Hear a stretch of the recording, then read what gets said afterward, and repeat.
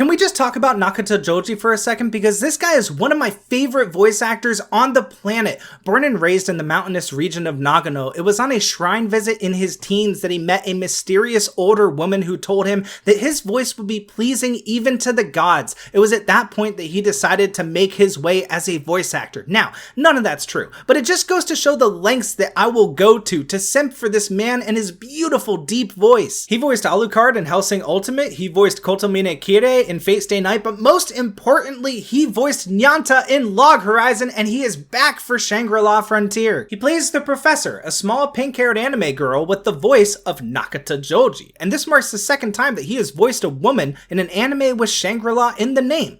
I'm actually telling the truth this time. He's also voicing Soul Bad Guy in the currently airing Guilty Gear adaptation, which means that no matter how bad it ends up being, I am going to watch the whole thing. I love deep-voiced men. So much. What are we doing here again? Oh right, hello and welcome back to Binging Last Season, where this week we're talking about Shangri-La Frontier Season 2 and how it is just an objectively better version of SAO. And I know what you're thinking, Celery, you can't just say that SLF is SAO if it was good because you already say that about Log Horizon, which is true, but I haven't said that publicly. How did you know that? Apart from beating a dead horse of a meme that stopped being funny around the last time I got laid, I just want to talk about all the little things that made Season 2 of Shangri-La Frontier peak. On the topic of things that are just better versions of other things, the first intro for Season 2 blew my socks off. It is a significantly better version of the first intro from the first season, and I know people love that. My buddy Chance loves that. The da-da-da-da-da. You know, I just didn't love it so much. I thought it was okay. It was okay. But this is just a better version. It's got Lisa on vocals, and she can just do any genre. She can do anything that she wants to. It doesn't matter. She's just peak. She can't be touched. The guitars hit so much harder. It is a fantastic song. And I thought the second intro was going to be a downgrade because how are you going to get better than Lisa doing a remix of the intro from the first season, except better? Like, how can you touch it? The second intro is everything that an intro should be. The music is still great, but more importantly, the visuals are stunning, and they don't need to spoil anything to get you excited. They give you just enough information to get your mind racing, to go, well, what's going on there? And for you to piece it together once it actually happens during the season, and it is just beautiful, like really stunningly amazing visuals in the second intro. A good intro should hype you up for the anime that you are about to watch, and the second intro for Season 2 of Shangri-La Frontier was perfect.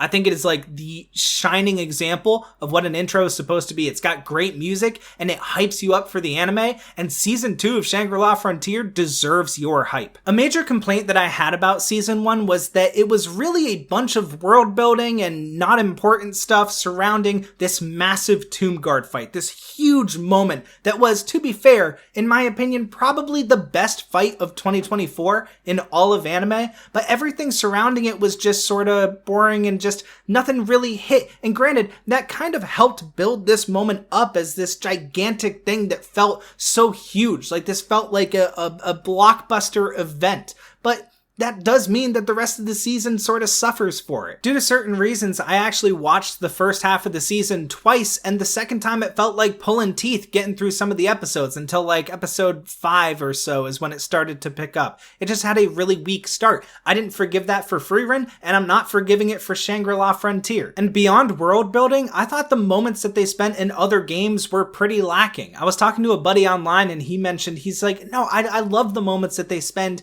in other games in the series. It just feels like it's expanding the world a little bit, and it's, they're fun little episodes. And I'm just like, yeah, like, you remember this one? And he said, yes, I remember every detail about that episode. He explained it to me. He talked about the game and the things that they did in that game. And I said, oh, okay, cool. What about the other episode though? And he said, and I quote, what other episode? There were just a lot of bland moments in Season 1 that felt forgettable. And I'm only bringing all of this up because Season 2 fixes everything. The story progresses a lot more naturally now that we're all up to speed. The moments that aren't gigantic fights actually feel like they matter a lot more now. The time they spend in other games feels like it matters now. Hell, they even made one of the moments from Season 1 feel important in retrospect by bringing it up again during Season 2. I didn't know you were gonna retcon one of my complaints, but I'm glad that you did. There was really only one moment in Season 2 that even felt like filler, but that is okay, because it was literally a filler episode. That was the point. It was to catch us up on what was going on with everybody else while Birdman was out doing his little shenanigans. Bird up. Season 1 felt like 20 B episodes and 5 S tier episodes, whereas Season 2 feels like 25 A+ episodes, and I much prefer the consistency there. I even like what they did with the mini segments at the end of the episodes. In Season 1, I kinda got annoyed that every single episode had this mini segment and they were only kinda good half of the time. Season 2 spreads them out a lot more, so whether or not they're good, and they are, when they show up, I'm actually happy to see them. The pacing in Season 2 is still very much non-standard. You don't really know where the big moments are going to come, whereas most anime you can expect some kind of mid-season finale and a season finale. In Shangri-La Frontier, you have no idea when a big moment is going to hit. You just know it's coming because it's been good so far and it's not going to stop. But non-standard does not mean that it's bad, and if you don't notice that anything's off while you're watching it, that means the writers are doing their job, and they gave me no time to complain in Season 2. This season really feels like it's come into form on what SLF is supposed to be. You know, it's this video gamey, you know, sort of isekai. Well, it's not an isekai. It's isekai. That's specifically for you, Chance. It's not a fucking isekai. The only reason I said it is because you put that in my mind, you bastard.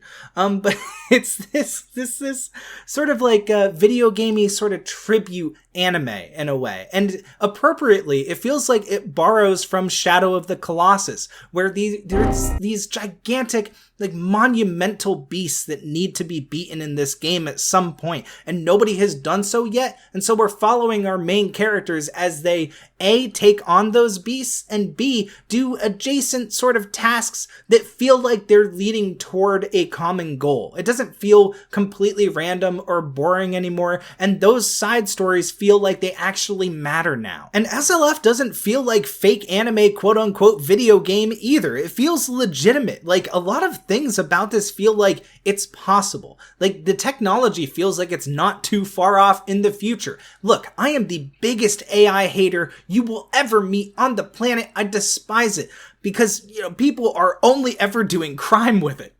But if you used it for the right things, AI could make a video game like this, one that is so gigantic and personalized that there are things that no player has done. Even though there are 30 million players, you could be the first one to do that. And SLF does a really good job at capturing that feeling and making you feel like it's not completely impossible or made up for the plot. Between the fights, the realism, and a genuinely gut-busting moment depicting what it might be like to fast travel in a VR MMO video game, Season 2 was peak. It is what Shangri-La Frontier was meant to be. I give it a 10 out of 10.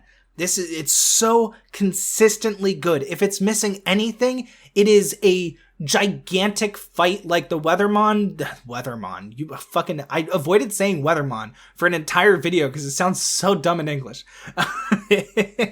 If it's missing anything, it's a Tomb Guard fight, like there was in Season 1. But you know what? I'll take the consistency any day. So many of the fights in Season 2 were amazing. They just weren't quite on that blockbuster level, but who cares, man? There's no reason that should hold it back from getting the perfect score that it honestly deserves. And as a little added bonus, giving this season a 10 means I can take yet another opportunity to dunk on Season 2 of Solo Leveling. Fun fact, the solo in Solo Leveling is a reference to the relationship status of anyone who gave that season a 10 on my anime list.